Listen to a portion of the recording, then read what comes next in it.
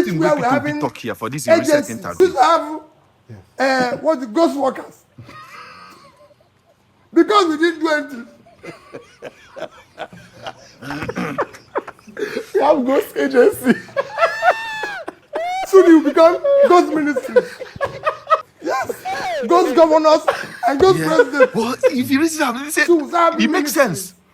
Without It makes anybody sense. knowing We've been the deal with employing ghost workers. people, Wait till we holding talk before now. seminars Ghost abroad, workers, so ghost collecting workers. money and budget. Nobody take them serious. On that case, though, they got now don't they get ghost agents? Because we didn't do anything. We don't they get agency when they exist. We have ghost agents. When they collect budgets, they go approve them, pay salary. Soon you become ghost the agency alone is not just a ghost. Workers when they ghost governors and ghost presidents. Workers when they are a ghost. We don't get ghost final three agency. questions. Last time we spoke in last election, we talked about very soon we will begin to get about ghost governors and ghost. And we said the structures that these politicians have are structures of criminality. The structure of today's politics is structure of criminality. People now We will get ghost governor. But people say His Excellency Petwr Obi. I want to tell you that you talk this thing later because we don't already they get ghost governor. He's an entrenched Nigerian politician. Let me tell you, you don't know what was it. Okay. One person is one politician. Over this country, we the president travel, we find out. He believes we find out for weeks, months. We no see. He we wait. We no see. In the collect salary, they still they control the country. They no hand over to anybody. He believes in education. We have had the ghost biggest driver of development is education. We already don't get ghost presidents before for this country. In fact, we still get even this administration. We don't already we get ghost president for a while. That's for what weeks. Malaysia. That's what everybody. We did the beg. That's what we need. Please, to where do. are you? Come back. As millions of out of school children. They tell us say they ghost president then they come back. He talks say rat enter office. We already had ghost president. His Excellency. Nothing will never happen for this country. So you feel that ghost agency, this one a small thing. We don't express ghost president. It's a different kind of politician. They talk about ghost governor. People who even governor. How many governors they govern? Now, as we are speaking, how many governors in this country is governing? It was the first time most of them, then you know, the see person with the president. If you put one leg like this, Mr. President is giving me money. What? Even to Anambra State. Step we make now, President, Mr. President, because he don't say no be in there. State level elections. He don't say in there, but you know there. You know that kind of way they tell you. How far now? Are they my brother, but I know they. Are they like some not there?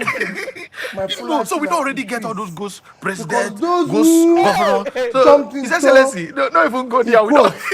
We've achieved it. Now the level where we did here for this country. Ghost everything. Oh, we are ghosting. We don't even know whether we did here.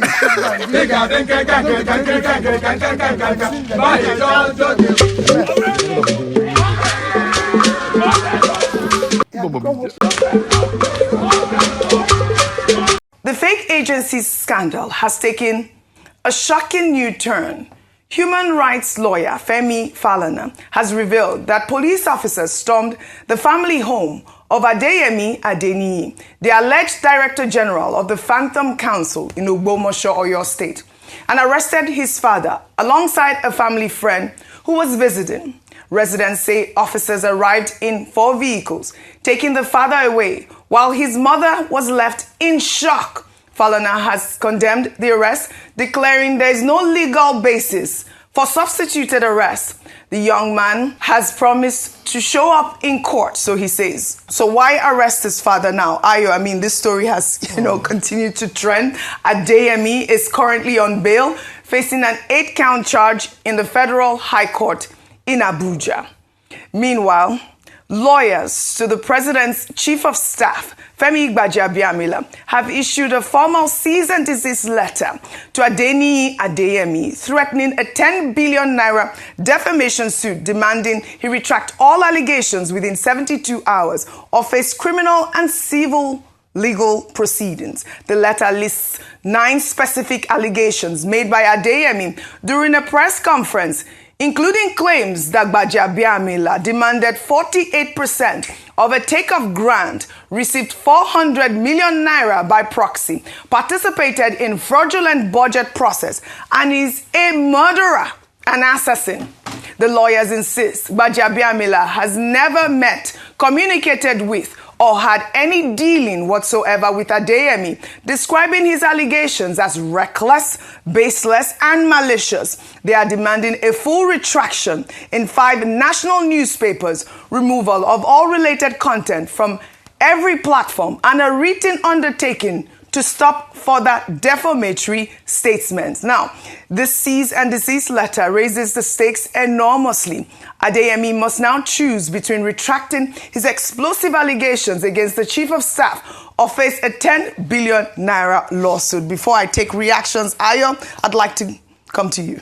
All right, I believe that in the next few days, we're going to get updates and different dimensions and angles to what could potentially be one of the biggest scandals in this administration and in modern democracy here in Nigeria, a phantom agency. But let's talk about the matter before us today. First of all is the issue around the arresting of Adeyemi's father. First of all, Adeyemi himself is innocent until proven guilty. And so, despite the conversations in public discourse, he must go through the process, or the justice process, the court processes, and if he's found guilty by competent court of law, then we can begin to talk about the fact that his penalties and so on. It has also been established earlier on by Dr. Bati and also, as you said, OG, by Femi Falana, that someone else cannot be picked up for the crime of another in Nigeria. There's no legal grounds for that at all. So the police has a question to answer. Number one, on what basis or on what grounds was Adeyemi's father arrested? Why was he picked up? Because this is now tantamount to high-handedness and not even almost, but bordering on intimidation. Why was his father picked up? The man himself in question has said he would show himself to the courts. He has not fled. He still seems to be within the country. And so until the date of court and he doesn't appear, and then there can be a warrant out for him, that he's wanted. But his father or his mother or his children cannot pay penalty or cannot answer questions that he ought to, except it has been investigated and found that they're accessories to the crime, and then they have something to answer for. Aside that, they have no basis. And so the police has to come to explain, or must have a reason for apprehending his father. It must not be seen that there's any form of bias or any form of intimidation or attempt to intimidate the person in question. It is a case that must be investigated, because I believe that this will unravel a Pandora's box around who was complicit, who knew about this arraignment of the phantom agency, and there are many questions that Nigerians have, that he has an answer to. Absolutely. And Adeyemi has not shown that he's afraid of speaking out. He has held conferences. He has spoken to the camera. He actually spook on live television, saying he was interviewed recently without his face, only voice. It was without his face. So he's probably in hiding. He said he's recovering. He had his surgery and all that. But the due process must be followed. No matter how bad a case or how much interest it is, due process must be followed, and the security agencies must not be seen to be, going against the provisions of the law, or be shown to be, high-handed or intimidating him. Now, final point with regards to the cease and desist from Gbajabiamila's office, is well within his right. If he feels he's been defamed, absolutely, he can go through the processes. However, there's one particular thing that he said, that a number of people or politicians have said previously that might indict him if it's matter to the contrary. Which that's the lawyers. The yes, okay, that he has never met Adeyemi. Yes. That's an easy thing to prove. And so it will be interesting to follow the case. So he must have a very strong case. Easy thing to prove? If Adeyemi comes with correspondences or pictures, okay, we've seen it in the past where people say, I've never met him. I mean, people have said, I've never met the man in question. But it's a big case that we must not allow, other things to distract us from. All right. We must get to the bottom of this matter, and it must form an opportunity for us to correct loopholes or gaps that exist in the system that would allow us to have a case where a phantom agency can exist. I mean, defamation is a big issue right now in Nigeria, especially with the new cyber crime laws or cyber act laws that Section 24. Yeah. What does it say? Please preach. Quickly, Dr. Abati, we want to enlighten our viewers on the defamation. Commented on it but earlier on. At the end of the day, we have heard from Femi Gbajabiamila at this point saying that he is being defamed. Yes, we called for it. I believe even just yesterday I was saying, how is it possible that this sort of crime is being allowed in our country, and this young man has not been picked up? But we have cases of people that are languishing in jail for even, smaller crimes at this point. But like you said, it's wrong that, they had picked up his father because there's no locus at this point. But we told you that we're going to be reading your comments. And I'll take a comment from King on Leke Leke. He wrote, Nigeria must fix the loopholes that allow fake agencies to exist in the first place. Arresting the father is noise. The real issue is institutional vulnerability, verification failure, and a governance culture that reacts only after scandals explode. I particularly like that comment. And thank you to our viewers. On Leke Leke, especially, we'll continue to highlight the story.